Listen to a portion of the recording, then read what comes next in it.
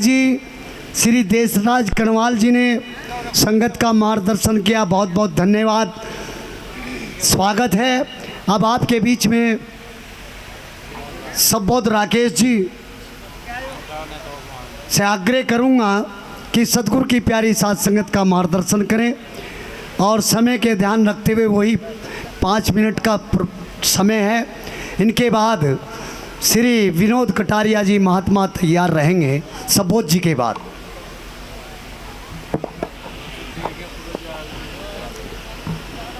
चारों तीर्थ धाम आपके चरणों में, हे गुरुदेव प्रणाम आपके चरणों में। सर्वप्रथम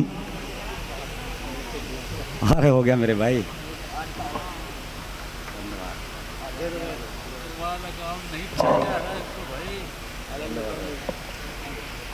संत शिरोमणि गुरु रविदास जी के चरणों में कोटि कोटि नमन करते हुए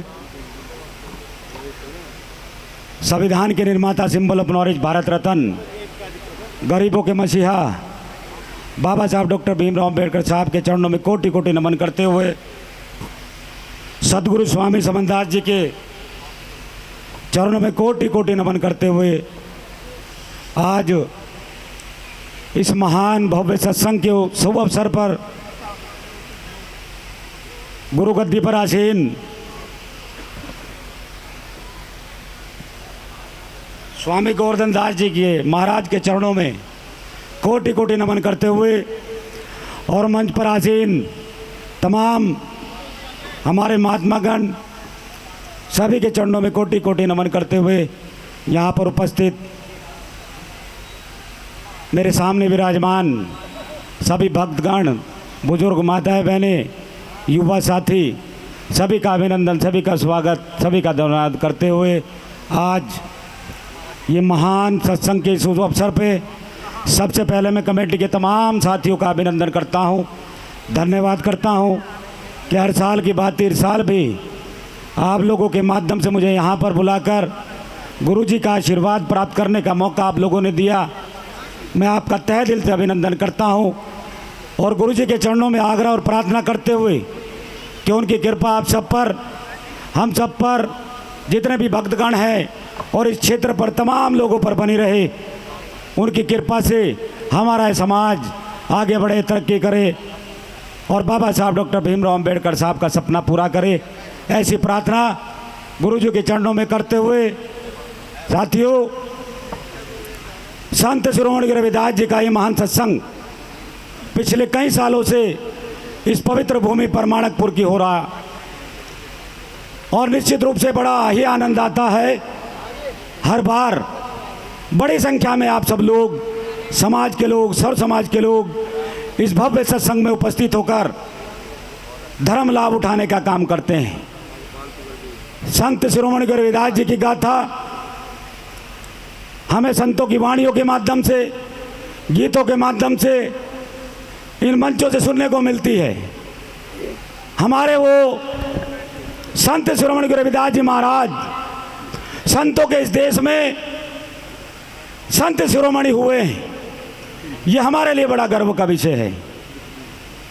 और उन्होंने करके दिखाया इस संसार को कि सच्ची शक्ति और सच्ची श्रद्धा और भक्ति के दम पर भगवान को भी साक्षात सामने लाया जा सकता है। इस व्यवस्था को चलाने वाले को भी सामने लाया जा सकता है। ऐसा हमारे गुरुजी ने इस संसार के सामने करके दिखाया है। उन्होंने बताया कि भगवान को पाने के लिए किसी जाति विशेष में जन्म लेने की आवश्यकता नहीं है, उसके लिए सच्ची श्रद्धा भक्त के मन में होनी चाहिए। और वास्तविकता ये है मेरे भाइयों, मेरे बुजुर्गों, मेरी माताएं, बहनें, जितने भी यहाँ पर उपस्थित हैं, गुरुजी ने साबित किया कि सच्ची श्रद्धा भक्ति से भगवान को पा सकते हैं। कोई जाति व्यवस्था नहीं है। वास्तविकता यह है कि जाति व्यवस्था इस धरती पर इंसान की बनाई हुई है, ये भगवान की देन नहीं है। भगवान के यहाँ कोई जाति व्यवस्था नहीं है। भगवान के यहाँ सब एक जैसे उनके बच्चे हैं। भगवान की व्यवस्था एक है सबके लिए। यहाँ इंसान ने बनाया ये छोटी जाति, ये बड़ी जाति, लेकिन मैं इन समझ के माध्यम से कहना चाहता हूँ जाति से कोई छोटा बड़ा नहीं होता, बड़ा अपने कर्मों से होता है।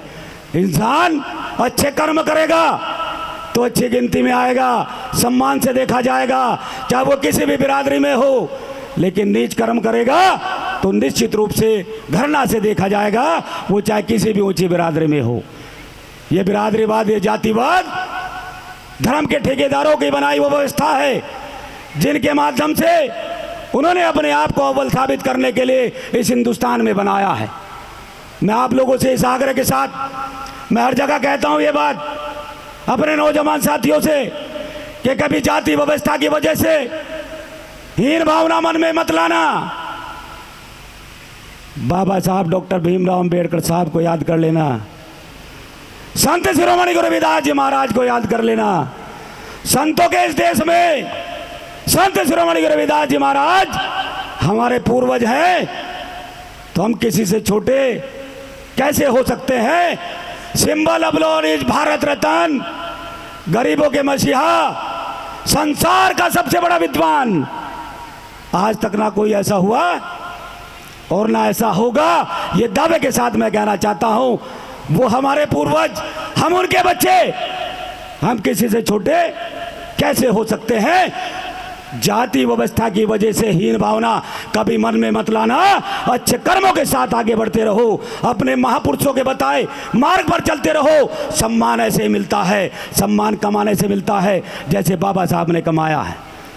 सम्मान कमाने से मिलता है जैसे बाबा साहब ने शिक्षा ग्रहण करके इस संसार को दिखाया कि एक छोटी जाति की व्यवस्था बनाने वाले इन लोगों के सामने किस प्रकार से सिंबल ऑफ नॉलेज पूरे संसार का सबसे बड़े ज्ञानी बनकर बाबा साहब सबके सामने आए हैं।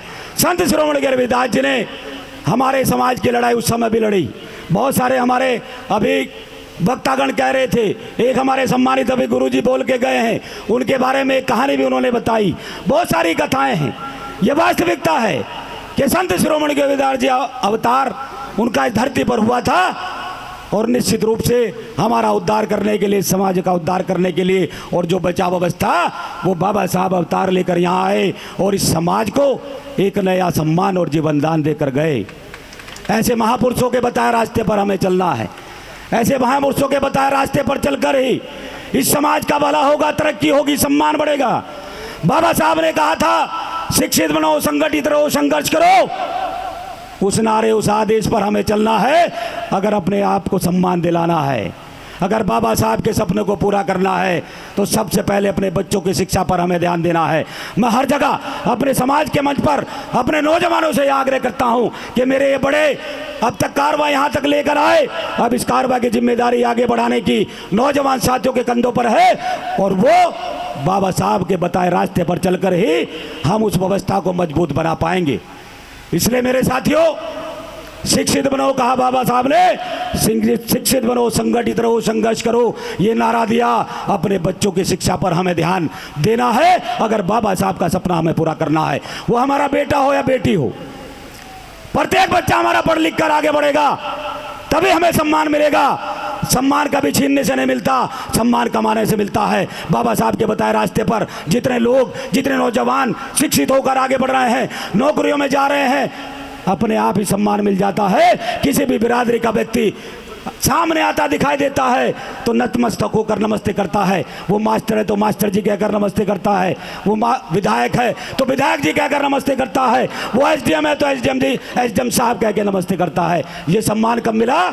शिक्षित होने के बाद मिला। जो बाबा साहब ने हमें रास्ता दिखाया, उस रास्ते पर हमें चलना है। निश्चित रूप से मैं कहना चाहता हूं मेरे नौजवानों, आगे बढ़ो, बाबा साहब के सपने को पूरा करना है और वो तब होगा जब प्रत्येक बच्चा हमारा पढ़ लिख कर साक्षर हो जाएगा। किसी भी व्यवस्था से कटौती करो, मैं जानता हूं मेरा समाज आज भी सबसे बड़ा कमेरा होने के बाद भी हम आज आर्थिक स्थिति में आज भी सबसे पीछे खड़े हैं। इस व्यवस्था को भी हमें समझना है कि इसे कैसे ठीक करें।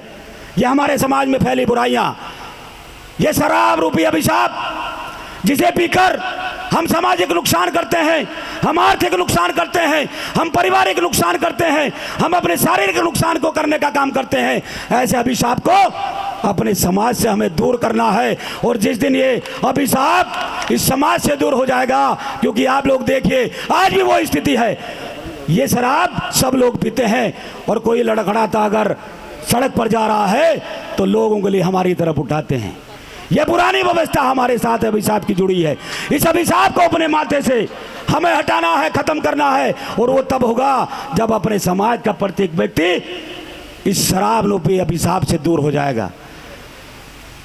अपने बच्चों को पढ़ाना लिखाना है, साक्षर बनाना है, अपनी बेटी की शिक्षा पर भी विशेष हमें ध्यान देना है, क्योंकि बेटा तो एक ही परिवार को संभालने का काम करता है, बेटी को पढ़ाना वो दो दो परिवारों को संभालने का काम करती है। जिस परिवार में जन्म लेती है उस परिवार को सम्मानित करती है, और जब जहाँ पर ससुराल अपने घर में जाती है वहाँ पर भी उस परिवार को और अपने मायकों को सम्मानित करने का काम करती है और अपने बच्चों को शिक्षित बनाने का काम करती है। इसलिए अपनी बेटियों की शिक्षा पर भी हमें विशेष ध्यान देना है। और बाबा साहब का सपना तभी पूरा होगा। मेरे नौजवान साथियों, खड़े हो जाओ, तमाम बुराइयां समाज के अंदर से मिलजुल कर मिटाओ और बाबा साहब के रास्ते पर चलो। उन्होंने जो बलिदान दिया था हमारे लिए, पूरा परिवार बलिदान कर दिया, अपना पूरा जीवन बलिदान कर दिया, इसलिए कि समाज सम्मान अर्जित करे। और ये समाज सम्मान जब अर्जित करेगा जब हमारा प्रत्येक बच्चा पढ़ लिख कर साक्षर हो जाएगा।